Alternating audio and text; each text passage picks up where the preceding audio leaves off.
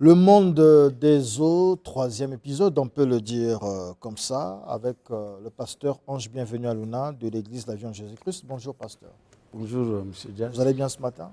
Vraiment, Dieu est en train de nous accompagner.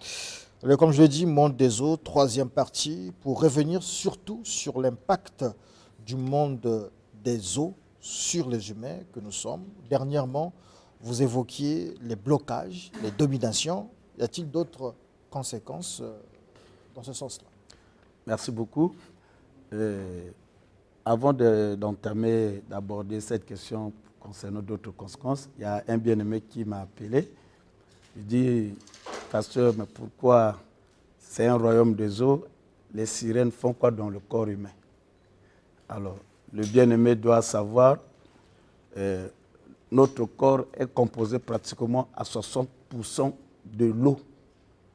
Nos cellules, le cerveau est composé vraiment de l'eau. Et lorsqu'on voit même le poids corporel de l'eau dans l'être humain, va de 45 jusqu'à 65%. Et ça va avec l'âge. Donc, le monde des eaux, je prends le cas des sirènes et d'autres, ils opèrent là où il y a l'eau. Donc, quand une sirène possède le corps de quelqu'un, du coup, comme son corps est composé la majorité de l'eau, la sirène est vraiment libre. Alors, deux, qu'il sache également, les sirènes ont une nageoire. Maintenant, pour se déplacer sur la terre, c'est difficile que les sirènes puissent se déplacer, que ce soit sur le plan spirituel. Alors, les sirènes empruntent nos pieds, puisque nous avons des pieds. Nous nous déplaçons et lorsque une sirène vous possède, son esprit vous possède, alors vous avez des pieds. Donc, elle loue vos pieds et elle opère dans le monde dont nous vivons. C'est des esprits qui ont des nageoires, je ne comprends pas. Oui, bon, non, je parle, c'est pour la compréhension. D'accord. Okay. C'est pour la compréhension. Donc, en quittant de l'eau, et ils influencent la terre à travers des humains, ainsi de suite. Donc, voilà, même quand, au niveau de notre ventre, parce que là, s'il s'agit d'aller, je vois le monsieur Dufry son tableau. Et avec un tableau, exactement, avec le corps humain, il y a une composition, que ce soit spirituelle et physique. Et donc, quand ces esprits nous possèdent, et au niveau de notre ventre, la quantité d'eau est énorme. Donc les sirènes là-bas se battent avec les ascaris et tout ça. Bon, là c'est... Donc voilà pour répondre à la question de notre bien-aimé. Venons donc à l'impact justement. Maintenant, à l'impact, qu'est-ce qui se passe? Ils vont vous utiliser la nuit. Et cette utilisation, nous avons des foyers nocturnes. Et dans ces foyers nocturnes, vous avez soit un mari de nuit, ou bien vous avez une femme de nuit. Alors, quelle est la conséquence maintenant?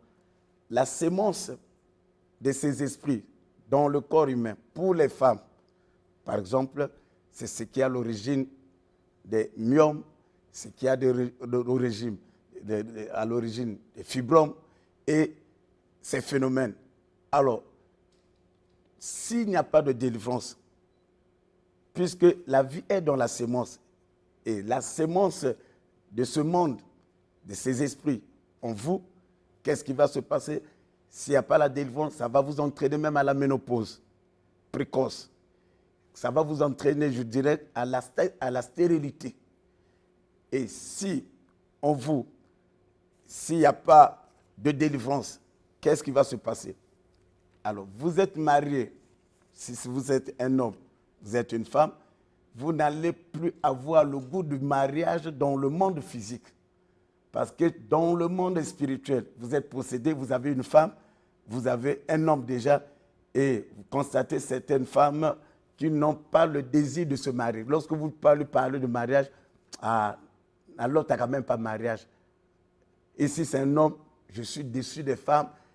Donc, il y a le dégoût total.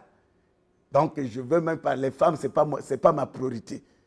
Alors que le mariage, c'est une institution. C'est une promesse de Dieu. L'homme doit quitter et s'attacher à sa femme. Est-ce que c'est possible que dans ces conséquences-là, on est par exemple un cas où la femme tombe enceinte, mais des esprits. Exactement, vraiment une très belle question. Alors, dans le monde de la délivrance, j'en ai eu. Parce que le monde incube, les esprits incubes ou les esprits surcubes, ou que nous pouvons appeler les maris ou femmes de nuit. Voilà. Une femme, une fille qui n'a jamais été, qui est vierge, peut être déviergée par un mari de nuit. Et de deux, on peut tomber enceinte d'un esprit des eaux, et cette grossesse apparaît également dans le monde visible. L'enfant est normal. L'enfant est normal. On appelle l'enfant qui naît, c'est une sirène hybride. Monsieur le journaliste, je veux vous informer une chose, c'est une vérité que vous devez savoir et connaître. Puisque ce monde influence la terre. Comment? Nous avons des femmes qui sont des femmes sirènes hybrides. Et la majorité des autorités, ça peut être une autorité religieuse, une autorité politique. S'il y a 10, le monde des eaux fera de telle sorte parce qu'ils ont des mariages orientés. C'est là où, avant de se marier, à cause de ces choses, en tant que pasteur, un homme spirituel, vraiment j'insiste à ce que tu dois prier pour connaître exactement est-ce que je ne tomberai pas dans ce piège. Parce que lorsque je me suis marié avec une femme sirène hybride, alors cette femme va m'influencer. Moi, je suis pasteur avec un ministère grand, un ministère avec plusieurs assemblées. Alors, cette femme au-dedans de moi va contrôler les humains. Alors si je suis chef d'État, par exemple, avec une femme sirène hybride, c'est toute une nation. Elle va impacter, justement. Voilà, nous avons vu Jézabel.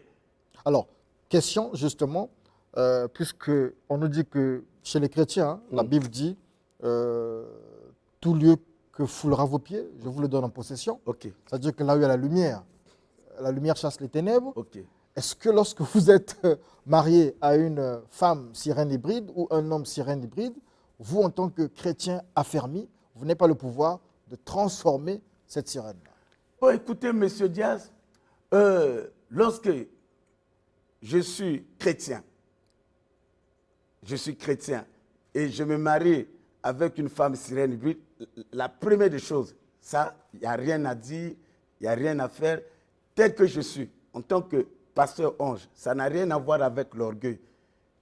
Une telle femme ne peut même pas résister devant moi.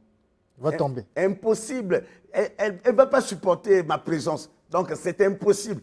D'accord. Alors, de deux, maintenant, si nous tombons dans le piège, dans ce cas-là, donc, nous sommes c'est sans nos sentiments.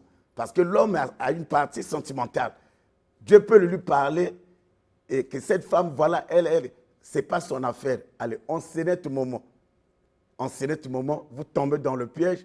Alors, on est chrétien et dans notre chrétienté, ça va de notre attitude, notre comportement envers le Dieu de la Bible.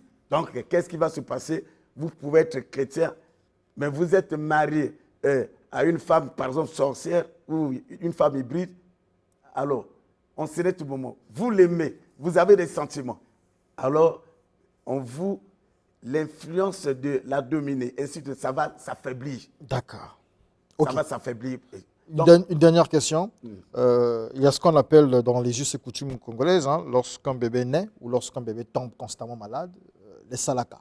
Une forme de sacrifice qui consiste à offrir aux esprits des eaux des pièces de monnaie, des bonbons ou des biscuits en les jetant à la mer, au fleuve ou dans une rivière, soit pour apaiser les fameux esprits des eaux, soit pour implorer la guérison de l'enfant malade. Dans la plupart des cas, ça marche. Qu'est-ce que vous en pensez? Ok. Lorsqu'on parle de salaka, les salaka où on va jeter, alors ça, ce sont les cérémonies qui sont liées avec le monde des eaux. C'est vraiment, je déconseille ça. Et la personne qui me suit. Mais si quelqu'un trouve solution, comment vous déconseillez? Monsieur Diaz, monsieur le journaliste, le problème, ce n'est pas de trouver la solution. Mais c'est de trouver la solution avec elle. Vous savez que Moïse était retiré des eaux. Mais à un certain moment, le monde des eaux a commencé à le réclamer. Et quand il est mort, la Bible dit que le diable est venu le réclamer. Et heureusement que la puissance de Dieu était là.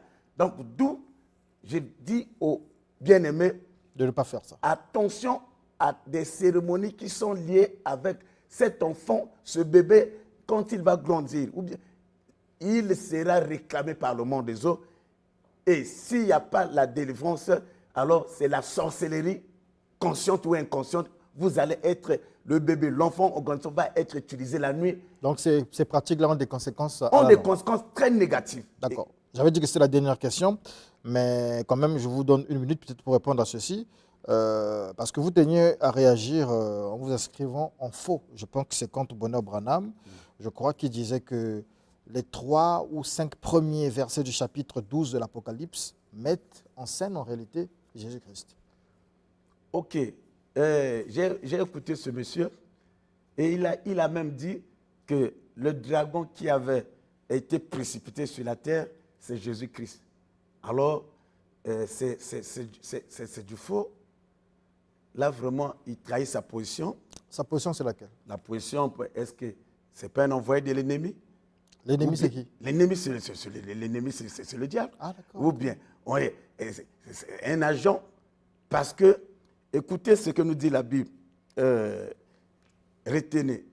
Quand le dragon fut être précipité sur la terre, nous sommes dans Apocalypse 12. La Bible dit que malheur à la terre, malheur aux eaux.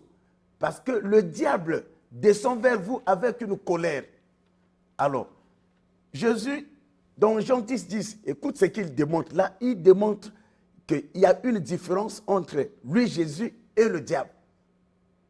Il dit, le voleur ne vient que pour dérober, égorger et détruire. Mais je suis venu afin que les brebis aient la vie. Il démontre une différence. Donc, le voleur vient pour tuer, détruire, égorger. Mais moi, Jésus, je suis le bon berger. C'est-à-dire, je suis venu afin que les brebis aient la vie. Et que cette vie soit dans l'abondance. La Bible continue. Nous sommes dans Jean 10, verset 30. Jésus dit, moi et le Père, nous sommes un. Est-ce que le Père, c'est le diable? C'est ce que lui dit. Non.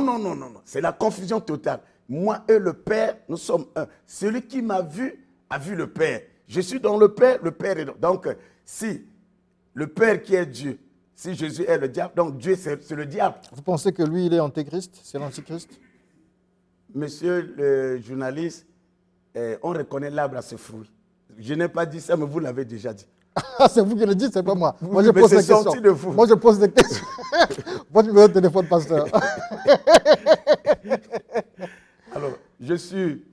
excusez-moi, j'aimerais que le monde que nous vivons, la planète Terre est appelée la planète bleue. C'est à cause de moi. Donc, le monde de l'influence des eaux est en train d'agir et opérer. Alors, pour résister à ce monde, pour être protégé, on doit avoir Christ. J'aimerais que tu reçois Christ ce matin comme Seigneur et Sauveur afin de résister aux influences de ce monde. Dis, Seigneur Jésus, je te reçois dans ma vie comme Seigneur et Sauveur personnel.